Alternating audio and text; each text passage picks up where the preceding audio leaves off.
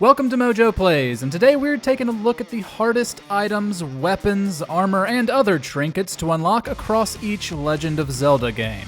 First, some ground rules. We aren't including either Four Swords game, since they give you items as you need them rather than have you unlock them.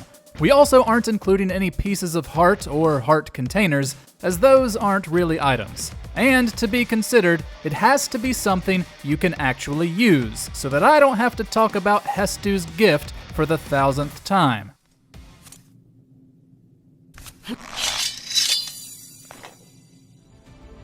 One more thing before we begin, we publish new content all week long. So be sure to subscribe and ring the bell to get notified about our latest videos. Magical Sword, The Legend of Zelda.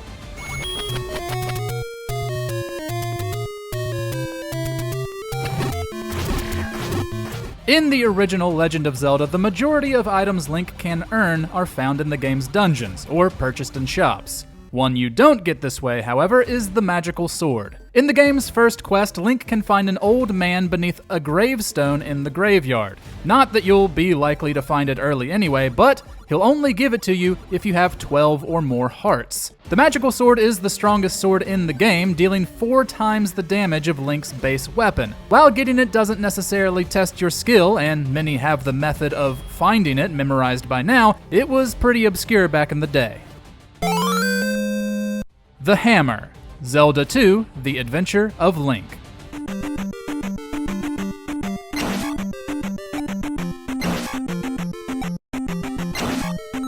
In one of, if not the hardest game in the series, Death Mountain is one of its most frustrating sections, and it isn't even found that late in the game. This version of the locale seen in Zelda 2 is one gigantic maze with multiple entrances that lead to powerful enemies.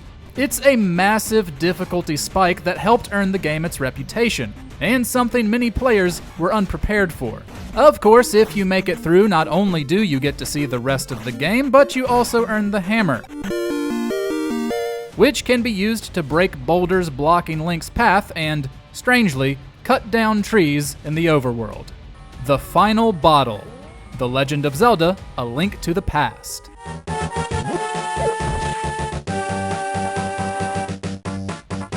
There are a few items in A Link to the Past whose method of getting them most players would never think of.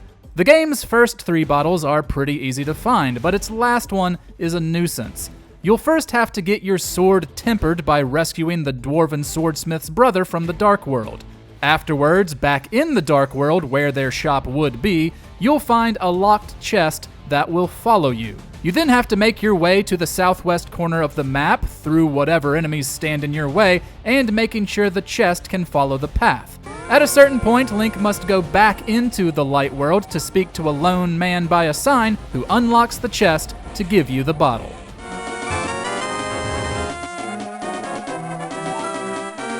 Koholint Sword, The Legend of Zelda: Link's Awakening.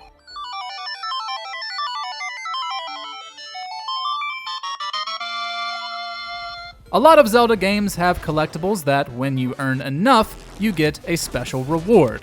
In Link's Awakening, there are secret seashells. If Link collects 20, he earns the Koholint Sword, much stronger than the one he starts the game with. While 20 shells may not sound like a lot, it is, considering there are only 26 of them hidden across the island, many of which require certain items to reach. The 2019 remake increased the number of shells, having Link earn the sword after finding 40 of the possible 50. But you also got a sensor to make finding them easier. In the original version, you just had to search for them.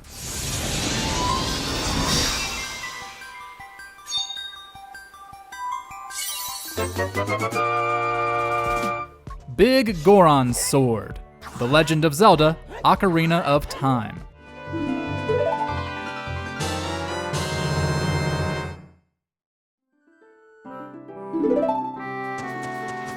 Adult Link's trading quest from Ocarina of Time is another thing a lot of us have memorized now, given the popularity of the game. But trying to figure this out on a first playthrough without help? Good luck. It begins when the Kuko lady in Kakariko Village gives Link an egg set to hatch. When it does, He uses it to wake Talon, which then gets him a blue Kuko that belonged to her brother, which you must return. Of course, knowing where to go from there is the tricky part. There are a few items like this in the sequence, as well as some that come with time limits, making things more difficult. At the end, you get the Big Goron's sword, a two-handed blade, and one of the strongest weapons Link has ever wielded.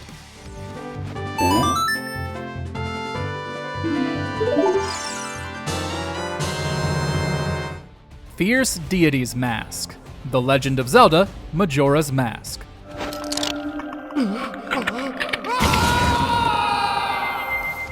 This one may seem like a cop-out, but considering everything it takes to get Fierce Deity's Mask, it really is the only option. In Majora's Mask, there are a great many side quests Link can complete to help the citizens of Termina, and for a lot of them, his reward will be a mask.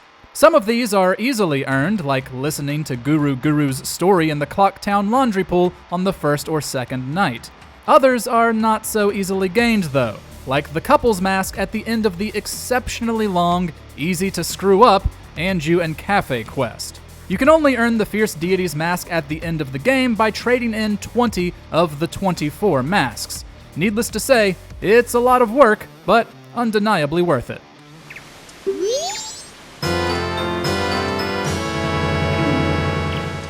The Master Sword.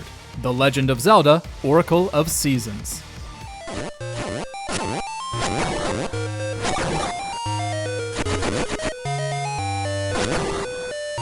Surprisingly, the most famous sword in Zelda history is actually pretty tough to get in Oracle of Seasons. You can only get the Master Sword in a linked save, meaning you have to have already beaten its twin game, Oracle of Ages. But that's not all. You also have to complete a 12-item-long trading sequence within Seasons. Back in Ages, Link can learn a secret from a specific Zora, which he must tell to King Zora in Seasons. You can either do the trading sequence or tell the secret to King Zora first, getting the Noble Sword. But you have to do both to get Link's iconic weapon.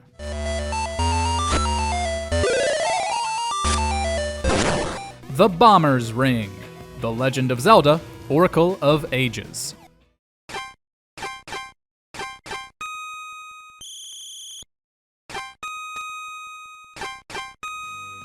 Technically, the Master Sword could count for both Oracle of Seasons and Ages, as it's basically earned the same way in both games. But I'd rather go through that convoluted process than try to get this stupid ring. The Bomber's Ring gives Link the ability to place down 2 bombs for the price of 1, which is nice.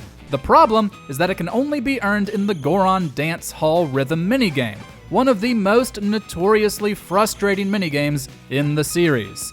Link must play the game in the past and on its hardest difficulty, Platinum. He has to get every movement right across multiple drawn-out sequences to get a perfect score. Even still, there's only a small chance the magic ring he earns will be this one, so you might be putting yourself through pain for nothing.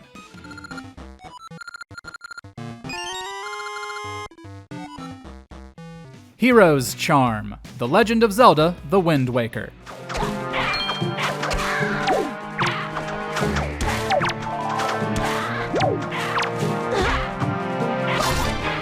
In the original version of Wind Waker, the Hero's Charm, which shows enemy health bars when worn, is earned simply by giving Mrs. Marie 40 joy pendants. It'll take some time, but since those are pretty common, it won't be that hard.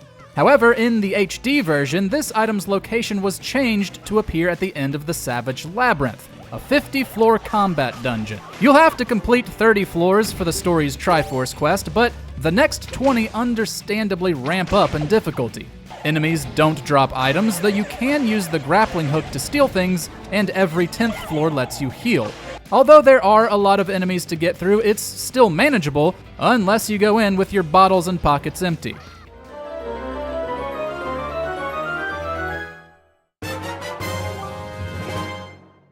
Mirror Shield. The Legend of Zelda, The Minish Cap.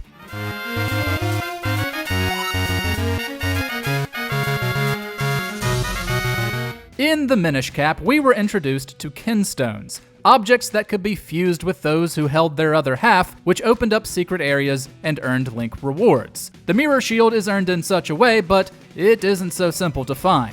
If Link has the proper piece, he can fuse with a farmer in Eastern Hills. This causes a Goron to open up a cave and start digging, but he'll need help to make it further. You then have to find 5 walls in other caves across the game, which can be fused with, to get more Gorons to join him.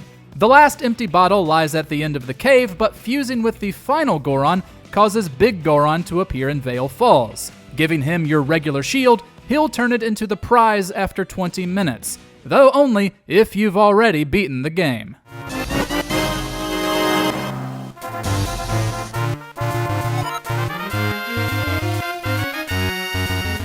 Giant Wallet, The Legend of Zelda, Twilight Princess.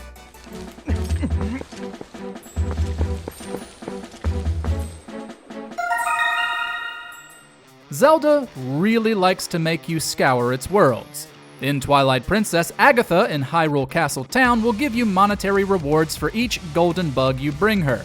But if you want the giant wallet, which can hold up to 1,000 rupees, you have to find all 24 of them.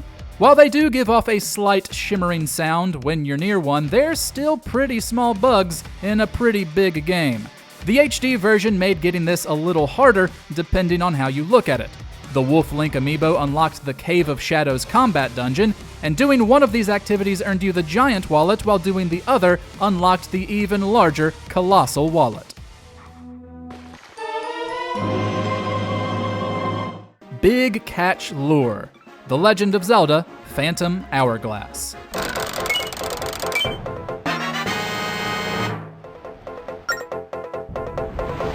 Fishing in Phantom Hourglass can be a bit tricky, so long as you're trying to catch every type of fish. In order to unlock the activity, Link must first complete a side quest on Bannon Island, introducing the old wayfarer to the fake mermaid Joanne. But to get the Big Catch Lure from him, you must first catch a Luvar. The only problem is that it's much more rare than the other fish you can catch. Of course, once you get the lure, this fish becomes much more common, and you have to catch even rarer fish to complete this side quest and get a heart container. But we said we weren't including those, so moving on.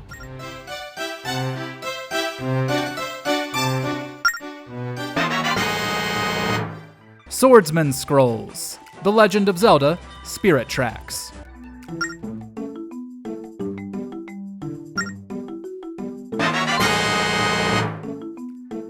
There are 2 Swordsman Scrolls to collect in Spirit Tracks, but they're both kind of a pain to get. The first is given to Link by Nico for finding all 20 stamp stations across the world, and lets him perform the Great Spin attack. Some of these are easy to find, but others are hidden within temples or in hard-to-reach places. The second scroll arguably isn't worth the trouble, though. You get it by catching all 50 rabbits around the overworld and taking them to the Rabbit Land Rescue. There are some rabbits you can only gain access to by unlocking new sections of tracks by completing other side quests. This scroll lets you shoot beams from your sword, but tracking these rabbits down is a big task.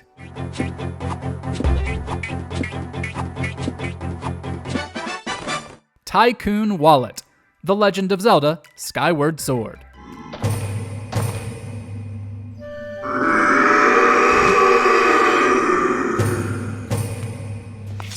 In Skyward Sword, Link eventually meets Batro, a demon living in Skyloft who dreams of one day becoming human.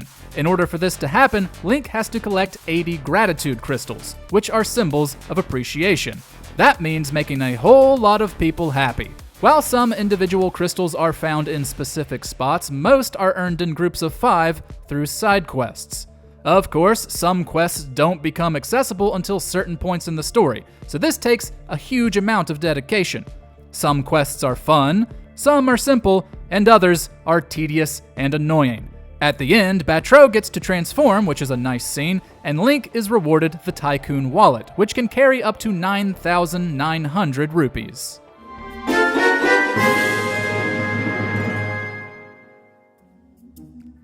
Super Net, The Legend of Zelda, A Link Between Worlds.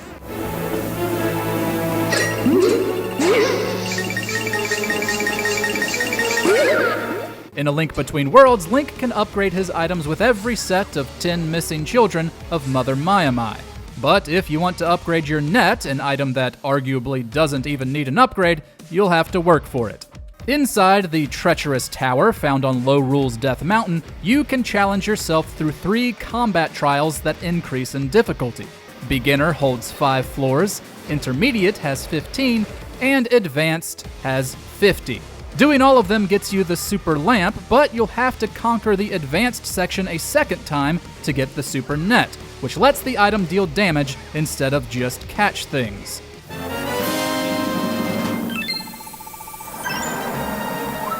Not only is that a ton of enemies, but Advanced costs 300 rupees to even try. It also isn't as forgiving as the Savage Labyrinth. While there are still recovery rooms, their healing resources decrease the higher you climb. Fierce Deity Armor. The Legend of Zelda Triforce Heroes.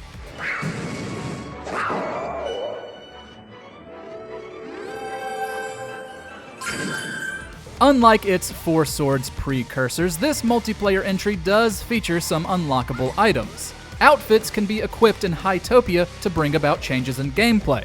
For the vast majority of them, Link buys them from Madame Couture by handing over enough rupees and the proper materials. However, the Fierce Deity Armor is a bit trickier. It's given to Link after he conquers the Den of Trials, a free DLC dungeon that, as its name suggests, is another combat challenge. This one is 40 levels, so not quite as hard as the others, but it ends with a fight against 3 Dark Links, who can be pretty tough. The armor is a cool reference to Majora's Mask, and allows Link to shoot sword beams at full health, or with a spin attack.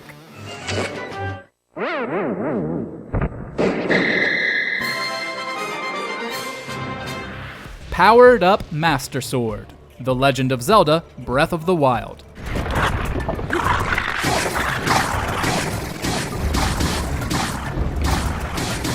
Getting the Master Sword in Breath of the Wild isn't too bad. It just takes navigating the Korok Forest and having enough hearts to pull it from the pedestal. But getting the fully powered up version? Hoo boy, strap in.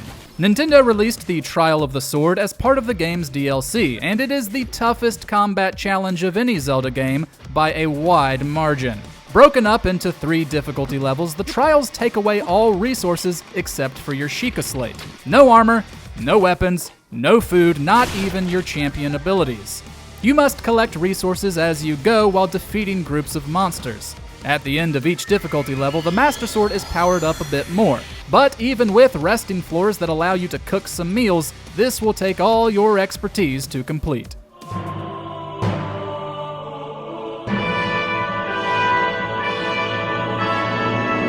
Colton's Fabric. The Legend of Zelda Tears of the Kingdom.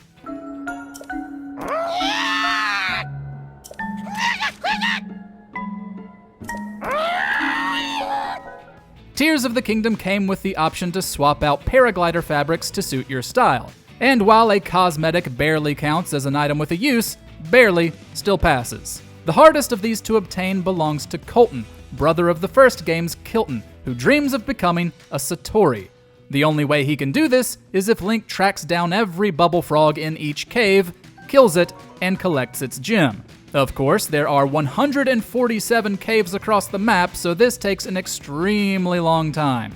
To make it easier, you can light up caves by visiting a cherry blossom tree and set your Pura Pad sensor to bubble frogs. But the trees still light up caves you've already been to, which is unfortunate even though they're checked off on your map, and the sensor can go off far from the cave's actual entrance. That's not to mention that some caves are labyrinthine in design and are really good at hiding their bubble frogs. All this work just for some cloth.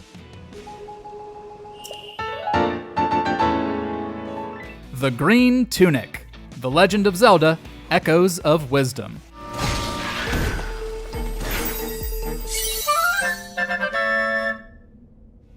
There are a few outfits Zelda can earn on her own adventure. Many are easily unlocked, but the Green Tunic certainly isn't.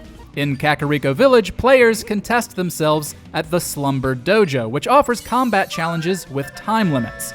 New trials become available through every part of the main story, so completing them all naturally takes a lot of time. Most wouldn't be too bad under normal circumstances, but the time limit can be stressful and bring about mistakes. Regardless, some of these are sure to make you rage. That blank slate battle ice one with the Freezards is particularly painful. But if you want to dress like the legendary hero, you'll have to beat all 15 of them.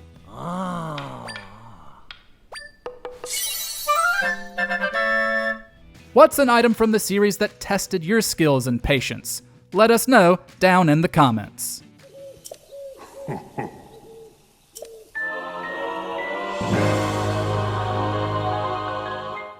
Thanks for watching. If you enjoyed the video, there's more where that came from.